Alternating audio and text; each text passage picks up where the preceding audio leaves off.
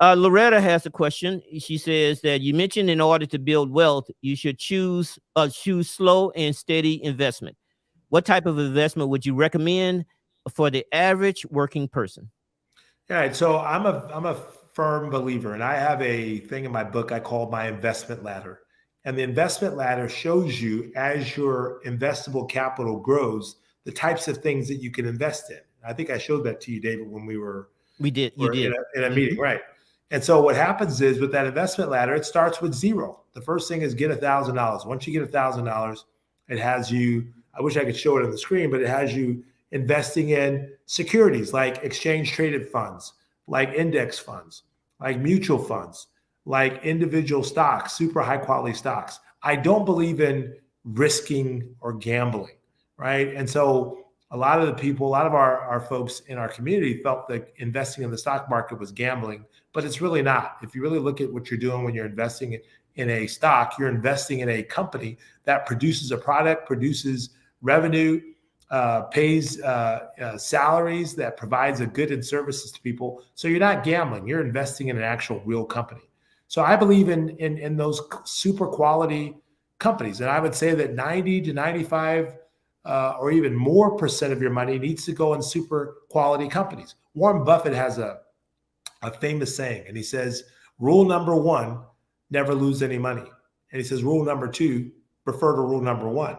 The objective is not to gamble your money and to risk it trying to make money. The objective is to work really hard and invest and save gradually over time so that you build up a base of assets that generate income so that those assets do the work for you. Oh, you found it. Great. So those assets do the work for you. And that's the objective. One of the reasons why we as a community struggle at building wealth is that we don't have a vision for what we're trying to do in the first place. And I've read many of personal finance books, and they fall short of providing an overall vision of what we're trying to do with our money. And so I've created my Millionaire Money Move system, which is really kind of like, it's like a game. It's like a puzzle. And it's designed to have you put the building blocks of wealth together to where you don't have to worry about, it takes a lot of the thinking and guessing out of it. And it's really more about executing a strategy over time that has been proven to work over and over again for many folks. And so that's really what I'm trying to do. So I really do believe in high quality stocks. And as you see on this ladder here, you start with investing in securities until you build up enough capital to start moving into real estate. And once you have enough money to move into real estate, you can go to single families and multifamilies.